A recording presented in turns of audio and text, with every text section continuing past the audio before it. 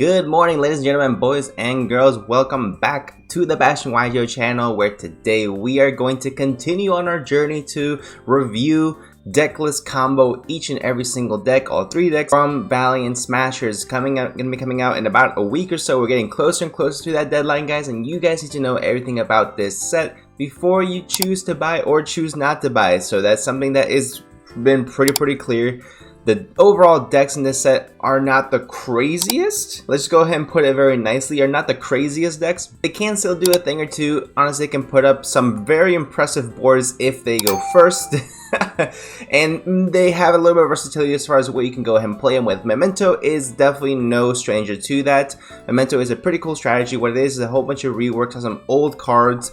We have Karibo, we have Dark Blade, some other cards that I keep forgetting about, Goblin Calligrapher, and Key Mace. You know, we have Memento Mace. So we have a whole bunch of different reworks of some really old cards, which has nostalgic value, which is nice. Don't get me wrong, it's cool. But essentially what this deck does, right? So what does it do? You are trying to turbo out this dude, which is going to be your boss monster, of course, the Combined Creation, which is actually a pretty crazy boss monster.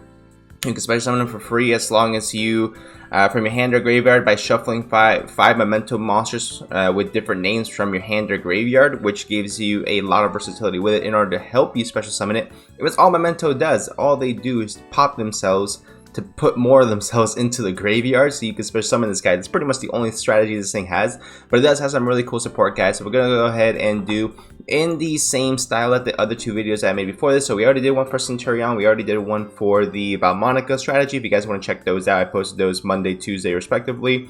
We are on Wednesday now, guys, so we're gonna be taking a look at the memento strategy like I said before. So we're going to be breaking down, taking a look at reading each and every single card that is going to be coming out as support type for this set, for this archetype I should say. And then we're also going to be taking a look at a quick deck list for you guys, to give you guys a quick template of how the deck should play, how the deck works. And then we're also going to be towards the end of the video showing you guys a quick combo to see what exactly that can really do once it goes off, just so you guys can see more or less what the ceiling would be, at least with my template. Again, there's different decks you can go ahead and mix this with. You can go ahead and mix this with, I've been considering mixing this with like the yugioh or Chilaman cards to get more of them in the graveyard. That might be an interesting way to go ahead and do it, but let's go ahead and get into it and I'll show you guys what I mean. So first we got Memento, the Added Ghost. If this card is normal special summoned, you can target 1 memento card in your graveyard. Except Memento Ghost added to your hand. If this card is sent to the graveyard by a memento monster's effect, you can special summon this card. You can only use memento once per turn. So it's not really a card that you're going to want to play in your deck, just because it doesn't move the strategy forward. Again, you're trying to get cards into your graveyard, not get cards from your graveyard back into your hand. You're going to have plenty of time to add more resources during the combo, which I'll show you guys again towards the end of the video. This is one that you're not really going to play. Next we have Memento Dark Blade. This is definitely going to be a 3F, because if this card is normal special summon, you can discard 1 memento card and target 1 spell trap your opponent controls, destroy it, which is pretty cool. But more importantly, during your main phase, you can destroy 1 memento monster you control. You can destroy itself, which is nice. So you normal summon it, activate it, destroy it. And if you do special summon 1 level 3 or lower memento monster from your deck, also, I'm pretty sure, if I'm not mistaken, all the effects are hard once per turn as well, which is fine. There's not really a need to activate them more than once per turn to go ahead and activate your full combo. But I do like the special summons a level 3 or lower memento, because it lets us access our Angel Witch, which Angel Witch is a 1-card full combo as well. So by having this, it just adds another memento name to your graveyard, which is then gives you additional lines of play, because you don't have to send as many monsters. So you can go ahead and send like traps, add those back to your hand as well. I'll show you guys what I mean in just a second. So next we have the Memento Angel Witch, which I was just saying, this is going to be your main starter for the deck. This card is absolutely busted. Well, I guess this one and Dark Blade could both be considered starters. So Angel Witch is a really cool card, level 3 spellcaster, effect dark, so 800 attack, 1000 defense. If this card is normal special summon, you can add 1 memento monster from your deck to your hand without needing destruction, just when it's normal special summon, so really good. So on summon from the Dark Blade, special summon her, add something to your hand, so that's nice. You can target 1 level 2 or lower memento monster in your graveyard. Destroy 1 memento monster you control. And if you do special summon the targeted monster, you can only use each effect of Angel Witch once per turn. Again, big part of the combo, and the adding of the monster is going to be a very specific one, which I'm not sure if it's next. It's not next. This is the one you're going to be targeting off of her because it will be a level 2 or lower memento monster. So you're going to be destroying Angel Witch, especially when back the memento goblin. And Goblin's going to get you additional advantage that way as well. So during the main phase, if you control blah blah blah creation, you can discard this card for the rest of the turn. Your opponent cannot target memento monsters you control with card effects, which is pretty cool. Don't get me wrong, protection against targeting is nice. Not the most necessary effect, but more importantly, of course, during your main phase, you can destroy one memento monster you control. And if you do, send up to 2 memento cards, different names for your deck, to your graveyard, except Goblin. Card once per turn, which this is the card I really like a lot, primarily because it gives you a lot of versatility as far as what you can send. And just memento cards, not memento monsters. So you can send the traps, add them back to your hand with the field spell. Field spell is pretty good, actually. Let's go ahead and show you guys in just a little bit. Then you have your memento horn dragon, which you're really only playing because it's an additional name. But if you have 3 or more memento monsters with different names in your graveyard, you can special summon this card from your hand. You can only special summon this guy once per turn this way. Have this card on the field destroyed by a card effect. You can target up to 3 face-up cards in the field, including memento card you control. Destroy them. So that's nice because I actually don't know if it has any effects that can actually pop as a quick effect during your opponent's turn. But it is nice to see that at least you are. Oh, actually, yeah, there would be a way. So what I don't like necessarily about the Horn Dragon is that, again, it doesn't move the strategy forward. It doesn't help you in your place by progressing your game state. You just play a 1-up if you need it for the pop effect. I mean, it's cool. You can go ahead and search it out whenever you need it. Special pop or whatever it might be. But it's not a necessary card to proceed with your strategy. Now, it is a memento name, so you are going to have to play it at least at 1 because you need it to play at least 5, right? Next up, guys, we have our Memento Mace or Key Mace rework. So this card is actually crazy good. So during your opponent's main phase, if you control a combined creation, you can discard this card, then target one face-up monster your opponent controls, and take control of it until the end phase. So if your opponent says normal summon, I don't know, a connector, discard, take, things like that. During your main phase, or if they say summon turbulence, you can say discard, take your turbulence. That way you can't set 4. Haha. During your main phase, you can destroy 1 memento monster you control, and if you do, add 1 memento card from your deck to your hand, which is nice, of course. It's going to get you access to any memento cards. You can go ahead and search either spells or traps from the deck, which again, having that versatility in your deck is nice. Next, you have your Memento Tatsunutsushigo. I definitely don't think I said that right, but level 5 beast effect. This is going to be a really crazy card as part of the combo because it helps you get a lot of resources, right? So if you do not control any face-up monsters other than memento monsters, you can special summon this card from your hand. During your main phase, you can destroy 1 memento monster you control. Send any number of memento monsters with different names to the graveyard whose total levels equal or less than the destroyed monster's original level.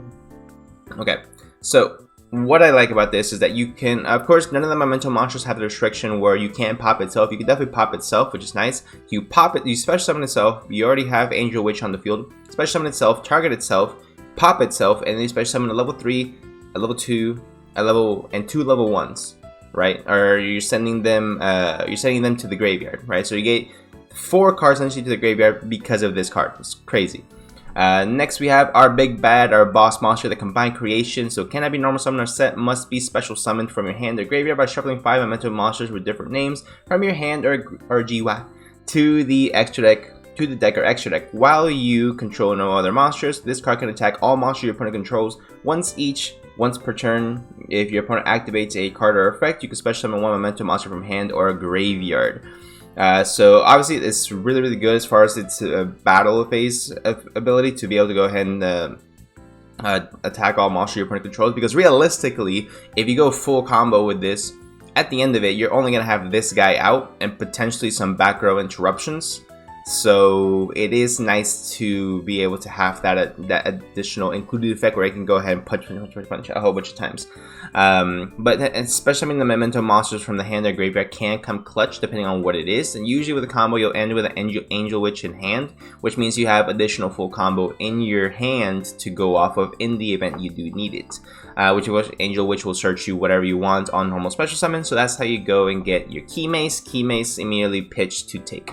So obviously really good card. Next we are going to go on to the spells, guys. We have Mementotlan. I'm pretty sure I butchered that one as well. So it's kind of cool. It's kind of it reminds me of like a Aztec nod, you know, like Tenochtitlan. You have Mementotlan. I don't know if that's what it's meant to be, but it's pretty cool. So if your memento monster battles an opponent, your opponent can activate any spells, traps to the end of the battle phase, which is cool, don't get me wrong. But more importantly, if a monster you control is destroyed by a battle or a card effect, you can target one of those monsters. Special summon one memento monster in your with a lower level from your hand or graveyard. Once return during your end phase, you can target one memento spell trap in your graveyard and set it. So you get to go ahead. You only need to play one of each trap because the second time in the graveyard, you just go ahead and activate this during the end phase and slap it back onto your field, which is nuts. This is crazy to think about. Now, when I'm playing this is only during your end phase, so that it is, you know, it could be worse, but it is really, really good because you are able to activate the second your opponent says draw phase. So really, really good. I love that that recursion of your spells traps. Next up, guys, we have Memento Bone Party, which does not sound like it should be a Yu-Gi-Oh card. It's probably going to get censored the second it comes to the TCG. So Memento Bone Party, destroy one memento monster from your hand or face up on the field, take one memento monster from your deck with a different name, either add it to your hand or special summon it in defense position. During your main phase, you can banish a card from your graveyard, then target one memento monster you control. If it attacks a defense position monster this turn, inflict piercing damage to your opponent. You can only use each effect of Bone Party once per turn, which I actually really, really like. So you can go full combo, you have your Angel Witch in hand, and remember, your guy can actually attack and inflict piercing damage. So if your opponent plays a whole bunch of defense position monsters and you have this spell in your graveyard, you can actually go ahead and banish it. Your 5,000 attack boss monster is going to have piercing damage the entire turn, so they're not going to have a good day, which I really like, especially against like a Scareclaw type strategy or anything like that that wants to keep all stuff in defense. Or a lot of players have actually been doing that in order to try to play around Lightning Storm or things like that. So if they play around that, you're playing straight into this, which is actually super, super crazy. This is definitely going to be a 3-up because, of course, it lets you, it's a essential Rhoda, right? So this card I really like. This card, not so much. Bone Back, Memento Bone Back is a card you're not really going to play because it's very specific. So if it's a memento monster you control leaves the field because of an opponent's card effect, which is already terrible, you can special summon one combined creation from your hand or deck, ignoring its terms and conditions. If your opponent moves a memento monster out of your graveyard while the card is in your graveyard, you can banish this card. Special summon one memento monster, as many memento monsters with different names from your hand or deck. You're going to use this effect once per turn. So I do like that effect where it protects your stuff from getting what's it called? Bestialed or DD crowed or whatever nonsense your opponent might have to banish up from your graveyard, which is cool. Don't get me wrong, I really like that type of effect, or moves a card out of your graveyard, so in the event your opponent wants to Ishizu shuffle back, that is something that can come up, but the first effect is just so bad, it's not worth necessarily playing. The second effect is decent at best, but again, it's not something that's going to move your strategy forward. While I do see the applicability of this card, I just don't think it's going to be good enough to actually main deck anytime soon. Finally, guys, we are in the fun stuff. We're in the trap cards. The trap cards are actually pretty good in this deck. If you control a memento monster, you can target one card on the field, destroy it. Then, if you control a combined creation, you can destroy one more card on the field. When an attack is declared involving a memento monster and an opponent's monster, you can banish a card from the graveyard. All monsters your opponent control currently lose 1,000 attack until the end of this turn. Which the battles is not really going to come up that much, I don't think, the battle phase effect, but it is something your opponent unfortunately does have to respect, which I think is really funny. But the double pop is what's really, really driving this card through the roof, because you're always going to end on the combined creation regardless. If your opponent doesn't have some crazy type of interruptions, like a lot of interruptions, you're always going to end on it, which I do like about this deck. I think it has a lot of potential there. So in the last card, guys, we have probably the wildest card in the entire deck, Memento Cranium Burst. An awesome freaking name, first of all, a great artwork as well. I actually don't know what the rarity is going to be on this, but I kind of hope it's ultra or higher, which I think is just ultras, CRs in 25th century. This is a 25th century along with the boss monster, which I know the boss monster is getting, so I'm excited for that one. But while you control a memento monster, your opponent's monsters that can attack must attack the memento monster you control with the highest attack. Their choice if tied, which is not going to be tied.